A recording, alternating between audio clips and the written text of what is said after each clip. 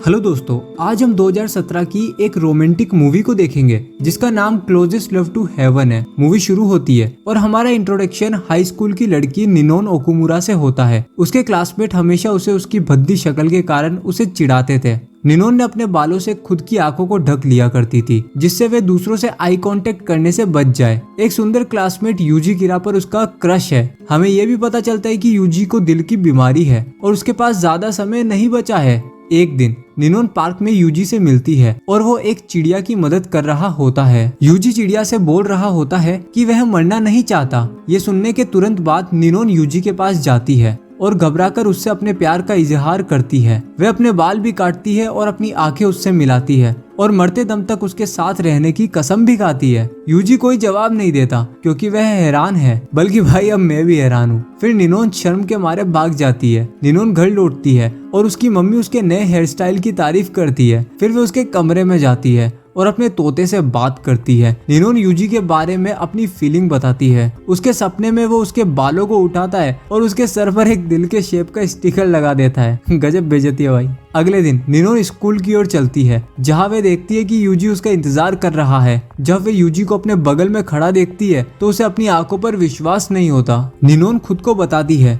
कि यूजी दूर से दिखने के बजाय करीब से ज्यादा अट्रैक्टिव दिखता है। वे जल्द ही स्कूल पहुँचते हैं जब उन्हें साथ देखकर हर कोई हैरान रह जाता है। बाद में क्लास में यूजी उसके पास आता है और उसके तोते के बारे में पूछता है। बाद में उसे पता चलता है कि निनोन जानवरों से बहुत प्यार करती है। निनोन और यूजी स्कूल के बाद सीधा जू चले जाते हैं, लेकिन निनोन अभी भी यूजी के बारे में नर्वस है। उसने निनोन को उसका गाइड बनने के लिए कहा और निनोन जैसा कि एक एनिमल लवर है और वो जानवरों के बारे में अपनी इन्फॉर्मेशन शेयर करना स्टार्ट कर देती है। निनोन बिना रुके बात करती ही जाती है क्योंकि उसकी घबराहट एक पल के लिए दूर हो जाती है। वे जल्द पिक्चर लेने के लिए एक फोटोग्राफी बूथ में एंटर करते हैं। यूजी उसे शर्माते हुए अपनी ओर खींचता है और वे एक साथ एक पिक्चर लेते हैं। जब वे घर लौटती है तो निनोन को उसका वंडरफुल दिन याद आता है और कुछ देर के बाद वे अपने मम्मी पापा को यूजी की बीमारी और उसकी बची कुची जिंदगी के बारे में बात करते हुए सुनती है। यह तब है जब निनोन उसके साथ जिंदगी बिताने का सोचती है। अगले दिन वे रास्ते में एक साथ स्कूल जाते हैं और यूजी की दोस्त मियो हागी उसके पास आती है। मियो और निनोन मिलते हैं और मियो यह बता के निनोन को जलाती है कि वह सालों से यूजी के साथ सो रही है। हालांकि यूजी ने यह कहकर बात को जल्दी से साफ कर दिया कि मियो का उसके हॉस्पिटल के बेड के पास उसका भी बेड था क्योंकि वो भी बीमार थी। इसके बाद वे अपनी क्लास में चले जाते हैं। कुछ देर के बाद यूजी का दूसरा दोस्त काजुहिरो याबी निनोन के पास जाता है और पूछता है कि क्या वे डेटिंग कर रहे हैं, जिस पर वह तुरंत जवाब देती है बिल्कुल नहीं। बाद में निनोन को पता चलता है कि यूजी का बर्थडे आ रहा है, इसलिए वह याबी से यूजी के बर्थडे के बारे में पूछती है। वह फिर घर वापस आती है और यूजी के बर्थडे के लिए प्लान करना शुरू करती है। निनोन एक ब्यूटीफुल बर्थडे केक बनाती है और उसे सजाती है। ये देखकर उसके मम्मी पापा मानते हैं कि उसने नए दोस्त बनाए हैं और अब वो खुश है। अगले दिन निनोन यूजी के करीबी दोस्तों को इनविटेशन कार्ड्स देती है। अब बर्थडे सेलिब्रेशन का दिन आता है। निनोन बर्थडे की सजावट में पूरे रेस्टोरेंट को फूलों और गुब्बारों के साथ सजाती है। कुछ देर के बाद उसके दोस्त बर्थडे पार्टी में आते हैं और उसकी प्यारी सजावट की तारीफ करते हैं। मियो भी पार्टी में आती है, लेकिन ऐसा लगता है कि वे अपनी पहली मुलाकात के बाद से निनोन को पसंद नहीं करती है। बर्थडे के केक को देखने के बाद मियो निनोन को कोने में ले जाती है और उसे डांटती है कि उसे यूजी की हेल्थ प्रॉब्लम्स के बारे में सावधान रहना चाहिए और उसे खाने के लिए केक नहीं देना चाहिए। निनोन मासूमियत से मियो की बात सुनती है और उससे माफी भी मांगती है, यह दावा करते हुए कि वह इससे अनजान थी।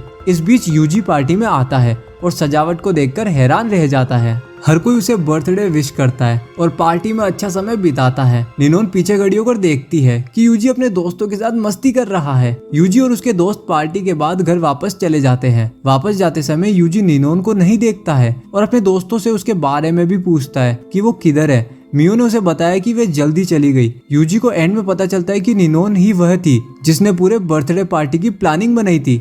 रास्ते में यूजी की मुलाकात निनोन की मम्मी से होती है जो उसे बताती है कि आज निनोन का बर्थडे है। उन्होंने यूजी को निनोन का बर्थडे सेलिब्रेट करने के लिए थैंक यू भी बोला। मम्मी ने गलती से उसे पार्टी का ऑर्गेनाइजर समझ लिया। यह सुनकर यूजी परेशान हो जाता है और निनोन को ढूंढने लगता है। यूजी यह नहीं जानने के लिए खुद को एक गद्दार महसूस करता है, खासकर जब उसने उसके लिए एक स्पेशल बर्थडे पार्टी की प्लानिंग करी। वह हर जगह निनोन को खोजने लगता है। निनोन बीच पर बैठी है और खुद को समझाने की कोशिश कर रही है कि उसे यूजी को खूबसूरती से सजाया हुआ केक नहीं देना चाहिए। यूजी के आने से पहले वह केक को कचरे में फेंकने वाली होती है। जब निनोन यूजी को देखती है तो वो हैरान हो जाती है। यूजी उसे चेतावनी देता है कि वह अब से उसे कभी नहीं छोड़ेगा। यूजी केक के डिब्बे को वापस लेता है और उसे खोलता है। अपने नाम के साथ एक प्यारा सा केक देखकर वह इमोशनल हो जाता है। वह अपनी शर्ट उतारता है और अपनी पीठ पर एक टैटू दिखाता है। यूजी का दावा है कि उसने ऐसा यह साबित करने के लिए किया क्योंकि वह कमजोर नहीं है। वह शेयर करता है कि वह हमेशा अकेला महसूस करता है, भले ही लोग उसे घेर लेते हैं। यूजी यह कहकर जारी रखता है कि वह हमेशा मरने के बारे में सोचता था, लेकिन निनोन ने उसे खुश कर दिया। फिर वह उसके साथ रहने की इच्छा बताता है, जिसके लिए वह हाँ कर देती है। एंड में यूजी उसे किस करता है और उसे बर्थडे विश भी करता है। अगले दिन यूजी क्लास के सामने खड़ा होता है और सबको बताता है कि निनोन उसकी गर्लफ्रेंड है और सभी को उसको परेशान करने से मना करता है। वे एक साथ समय बिताना शुरू करते हैं और ऐसा लगता है कि उनके बीच एक अच्छा रिश्ता है। क्रिसमस पर वे एक दूसरे को गिफ्ट्स देते हैं। निनोन एक डेली नोटबुक रखती है जिसमें वह सब कुछ लिखती है। एक दिन याबी यूजी को स्कूल से उसके घर आने के लिए इन्वाइट करता है, लेकिन उसने ये दावा करते हुए मना कर दिया कि निनोन उसका वेट कर रही है। वह याबी को यह भी कहता है कि गर्लफ्रेंड होना एक अच्छी बात है। समय बीतता गया और अब जनवरी है। मियो और याबी आते हैं और यूजी और निनोन एक रेस्टोरेंट में बैठे हैं। ऐसा लगता है कि याबी मियो को पसंद करता है, जबकि मियो यूजी के साथ निनोन को देखकर चिढ़ जाती है। इसलिए जब यूजी मौजूद नहीं होता है, मियो यूजी को उसके एक साथ सोने वाली फोटो दिखाती है। फोटो से परेशान निनोन तुरंत वहां से भाग जाती है। जब यूजी को इसके बारे में पता चलता है तो वे निनोन के पास जाता है और उसे समझाता है कि उसके और मियो के बीच ऐसा कुछ भी नहीं है, गलतफहमी सॉल्व हो गई है, और फिर वो उसे किस करता है। इस बीच मियो और याबी आते हैं और देखते हैं कि वे दोनों कितने खुश हैं। याबी कोशिश कर, लेकिन वो मियो को इम्प्रेस करने में फेल रहता है। जब हर कोई खुश लग रहे थे, यूजी को अचानक उसके सीने में दर्द हुआ, इसलिए उन्होंने एक एम्बुलेंस बुलाई और उसे हॉस्पिटल ले गए। इसके बाद मियो ने निनोन को बताया कि इस तरह के दिन अक्सर होंगे और अगर वह चाहती है तो वह इससे बच सकती है। निनोन जवाब देती है कि वह यूजी से प्यार करती है और उसके साथ मरते दम तक रहेगी। ये सुनकर मियो इमोशनल हो जाती है और एंड में निनोन को एक दोस्त के रूप में एक्सेप्ट कर लेती है। इस बीच यूजी के पापा हॉस्पिटल पहुंचते हैं और उसके साथ रहते हैं। अगले सीन में मियो और निनोन घर वापस आते हैं। मियो ने बताया कि यूजी को सर्जरी की जरूरत है, लेकिन उसने ऐसा नहीं करने का फैसला किया है। वे कहती है कि यूजी की सर्जरी बहुत खतरनाक है और इससे तुरंत उसकी मौत भी हो सकती है। फिर हॉस्पिटल में यूजी को होश आता है और वह अपने पापा को अपने बगल में देखता है। उसके पापा ने उससे पूछा कि क्या वह अनकंफर्टेबल है, लेकिन यूजी कहता है नहीं, वह ठीक है। उसके पापा ने तब निनोन के बारे में पूछा, जिस पर यूजी ने जवाब दिया कि उसने उसकी वजह से अपनी जिंदगी का मतलब खोजा है। निनोन घर पर यूजी के बारे में सोच रही होती है जब उसे एक मैसेज मिलता है जिसमें कहा गया है कि वह आज के लिए माफी चाहता है। मैसेज पढ़कर वो मुस्कुराती है और वह उसे एक मैसेज भेजकर पूछती है कि उसे वैलेंटाइन डे के लिए क्या चाहिए। यार ये लड़की बहुत गिफ्ट देती है। हॉस्पिटल में यूजी मुस्कुराता है जब वह मैसेज पढ़ता है।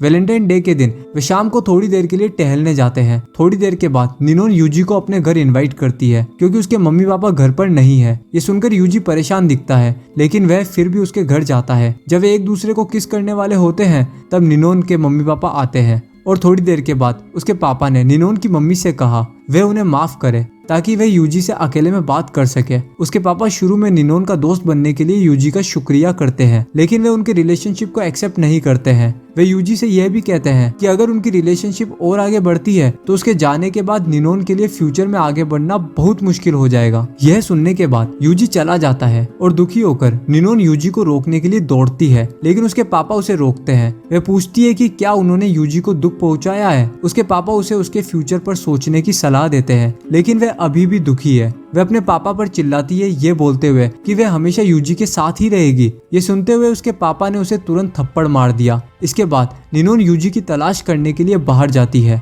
लेकिन वो उसे ढूंढ नहीं पाती। अगले दिन निनोन उस जगह पर जाती है जहाँ यूजी उससे मिलता था, लेकिन इस बार वह उसे नहीं देखती। वह खुद अकेली स्कूल जाती है, लेकिन वह यूजी को वहां भी नहीं देखती। परेशान निनोन ने याबी को यूजी से कांटेक्ट करने के लिए कहा, लेकिन फोन कनेक्ट ही नहीं होता है। इस बीच याबी को मियो का फोन आता है जो उन्हें बताती है कि वह जानती है कि उन्हें यूजी कहाँ मिल सकता है। याबी फिर निनोन को वहीं रुकने के लिए कहता है और यूजी को वापस लाने का वादा करता है। अगले सीन में याबी उस कब्रिस्तान की ओर भागता है जहाँ यूजी की मम्मी को दफनाया गया था। फिर उम्मीद के मुताबिक यूजी को कब्रिस्तान में पाता है और उसे वापस निनोन से मिलने के लिए बोलता है। हालांकि यूजी याबी को सब कुछ बताता है और मानता है कि उसके पापा बिल्कुल सही है। याबी का दावा है कि निनोन का फ्यूचर है, लेकिन यूजी एग्री नहीं है और कहता है कि वे अब साथ नहीं रह सकते। ये सुनने के बाद याबी ये कहते हुए चिल्लाया कि कोई भी भविष्य की गारंटी नहीं दे सकता है और उसके जिंदा रहने की संभावना 0 है। ये सब सुनने के बाद यूजी आखिरकार शांत हो गया और उसने याबी को उसे देखने आने के लिए थैंक यू बोला। याबी तब यूजी को निनोन की ओर ले जाता है, जबकि मियो निनोन को यूजी की ओर ले जाती है। याबी यूजी को चर्च ले जाता है, जहां उसकी मुलाकात मियो से होती है।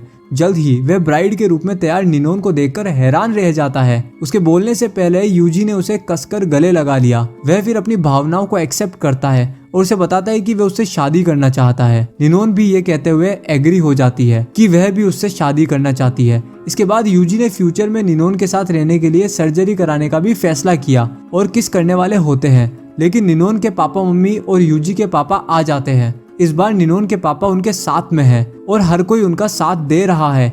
इस कारण वे खुशी से शादी कर लेते हैं। अगले सीन में निनोन अपने हाथ में यूजी का एक लेटर लेकर क्लास में याबी के पास जाती है। यूजी ने लेटर में हॉस्पिटल के बारे में बताया है जो अमेरिका में है, जहां उसकी सर्जरी के लिए उसका इलाज किया जा रहा है। निनोन भी यूजी को एक लेटर लिखती है जिसमें कहा गया है कि याबी और मियो अब एक साथ रिलेशनशिप में है। वे फिर एक दूसरे के लिए अपने प्यार का इजहार करते हुए लेटर के जरिए बात करते रहते हैं। ये जानने के बाद कि यूजी की सर्जरी अगले महीने होनी है, निनोन परेशान है। समय बीतता है और वो दिन आता है जब निनोन यूजी के साथ फिर से मिल सकती है। वे ठीक उसी जगह पर पहुंचती है जहां यूजी उसका इंतजार करता था। निनोन उसे नहीं ढूंढ पाती और वो वहां से जाने का फैसला करती है, लेकिन तभी उसे पीछे से एक आवाज सुनाई देती है और वो यूजी को नोटिस करती है। वे एक दूसरे को देखकर बहुत खुश होते हैं और एक दूसरे का हाथ पकड़कर चले जाते हैं। इस तरह के और वीडियो देखने के लिए सब्सक्राइब करें, नोटिफिकेशन बेल चालू करें और चैनल को मदद करने के लिए वीडियो को लाइक करें।